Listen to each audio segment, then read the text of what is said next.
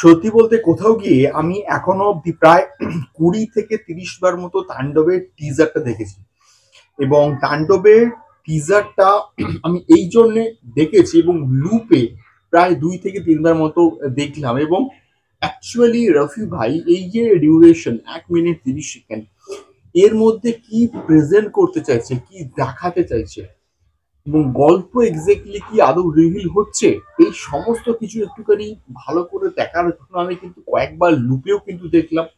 এবং প্রায় ২০ থেকে ৩০ বার মতন কিন্তু আমি এমনি নর্মালি কিন্তু দেখেছি এবং একটুখানি আইডিয়া করছিলাম যে এক্স্যাক্টলি গল্পটা কোন দিকে এগোতে পারে বা কি হতে পারে। আমরা কোথাও গিয়ে এতদিন ধরে যা প্রেডিকশনস করে এসছি যে একটা হস্টেজ থ্রিলার, এবং এটা অবভিয়াসলি একটা হস্টেজ থ্রিলার যা দেখে অ্যাটলিস্ট মনে হচ্ছে, এবং সেটা রফি ভাই খুব সুন্দর করে প্রেজেন্ট করেছে।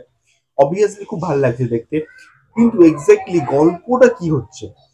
হ্যালো গাইস, আমি Deep and welcome back to my channel Deep exclusive. তো এখন আমি এই ভিডিওর মধ্যে তাণ্ডবের ফোরকাস্টকে নিয়ে একটা ডিটেলসে কিন্তু ব্রেকডাউন করার কিন্তু একটা চেষ্টা করব।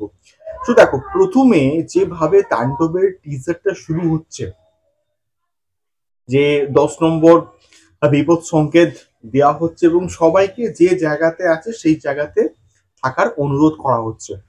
তো এটা অবভিয়াসলি এমন কিছু একটা সিচুয়েশন বাংলাদেশে তৈরি হবে যেখানে কিছু একটা বিরাট কিছু ঘটবে, এবং যেটা সবার জন্য প্রচন্ড খারাপ এবং প্রচন্ড বা মানে এক্সপ্লোসিভ হয়তো কিছু একটা ঘটবে। তো সেই জন্য সবাইকে নিরাপদ জায়গায় স্থির থাকতে বলা হয়েছে। এবং তারপরে আমরা দেখছি যে একটা বাস ঢুকছে এবং পুরো ড্রোন শটটার মাধ্যমে ফোকাস করে কিন্তু বাসটাকে দেখানো হয়েছে, এবং সেখান থেকে একটা মাস্ক পরা একজন কিন্তু আসছে, নামছে, এবং তার সঙ্গে তার সঙ্গীরাও কিন্তু রয়েছে। সবাই ওই পার্টিকুলার শটটা আমার কিন্তু সত্যি বলতে হেভি লেগেছে, মানে চরম লেভেলে কিন্তু কোথাও গিয়ে লেগেছে, এবং ওই শটটা best shot, one of the finest shot.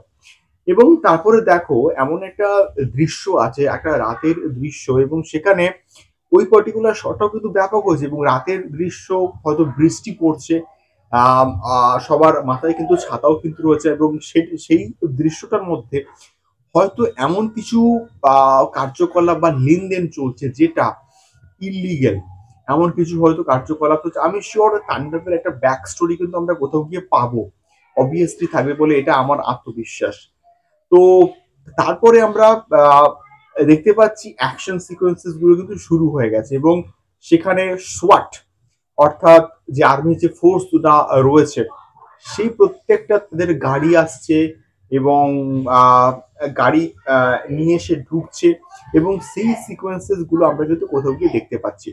তো এখান থেকে এটা আমার কোথাও গিয়ে মনে হচ্ছে যে কোনো সাকিব ভাইয়ার কোনো একটা ব্যাক স্টোরি রয়েছে, কোনো কিছু একটা জন্য কিন্তু ওই পার্টিকুলার একটা জায়গাকে হস্টেজ করার কিন্তু একটা চেষ্টা করছে, এবং সেখান থেকে বাঁচানোর জন্য কিন্তু সোয়াটকে ডাকা হচ্ছে, অর্থাৎ যে ফোর্স তাকে ডাকা হচ্ছে।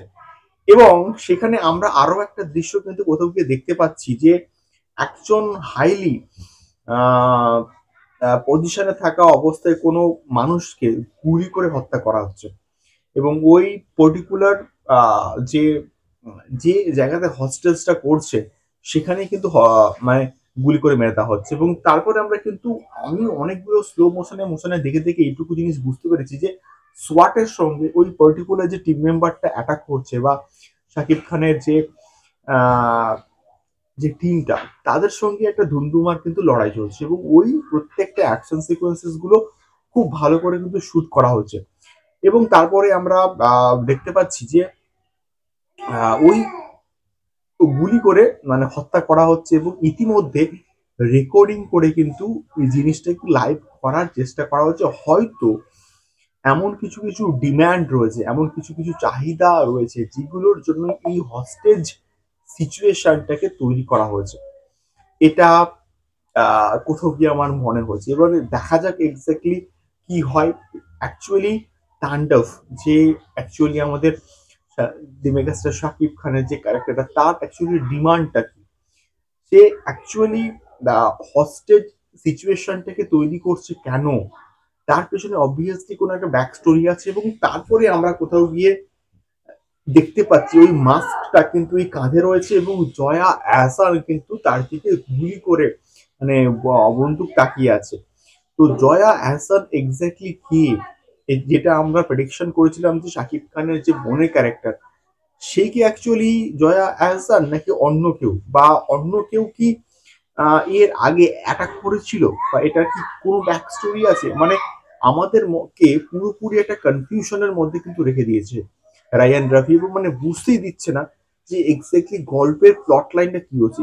এইটুকু আমরা কি ক্লিয়ার কাট বুঝে গেছি যে এটা একটা ওয়ান ডাইমেনশনাল একটা হস্টেজ থ্রিলার, একটা হস্টেজ একটা সিচুয়েশন হবে এবং তার একটা ব্যাক স্টোরি অবশ্যই থাকবে, এবং অবভিয়াসলি টুইস্ট অ্যান্ড টার্নস থাকবে, এবং এই টান টান উত্তেজনাপূর্ণ একটা সিনেমা কিন্তু তাণ্ডব হবে, এবং যেরকমটা আমাদের ক্ষেত্রে টেক্কার ক্ষেত্রে কিন্তু হয়েছিল, এবং লাস্ট মুহূর্তে বিশাল বড় একটা কিন্তু টুইস্ট ছিল, যে টুইস্টটা আমাদের জাস্ট লিটারেলি মাথা জাস্ট ঘুরিয়ে দিয়েছিল।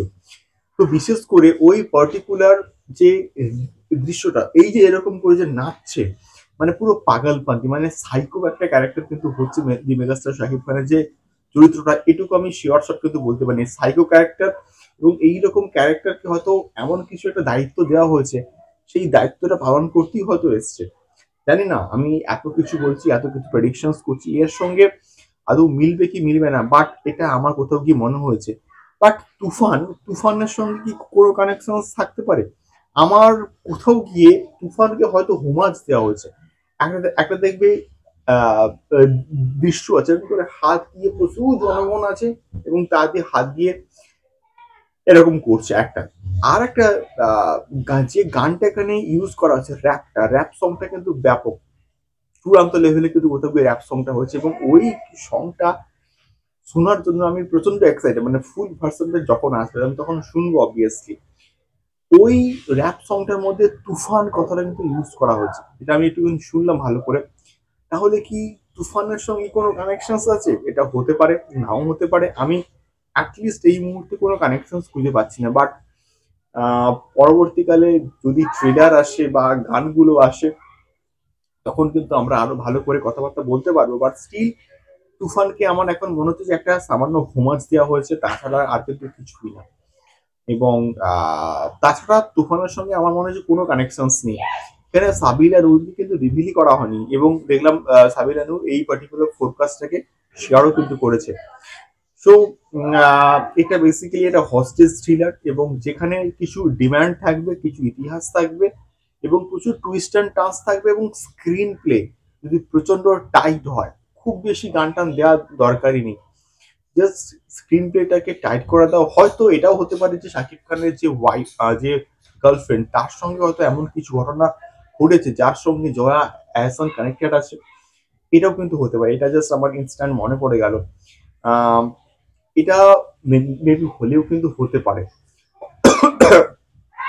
তো সেক্ষেত্রে এতগুলো কিন্তু পসিবিলিটি কোথাও গিয়ে কিন্তু রয়েছে, যার জন্য আমার মনে হচ্ছে এটা একটা পারফেক্ট হস্টেজ থ্রিলার কিন্তু হতে পারে। তো তোমাদের কি ফিডব্যাক জানিও, দেখা হচ্ছে পরবর্তী ভিডিওতে। টাটা।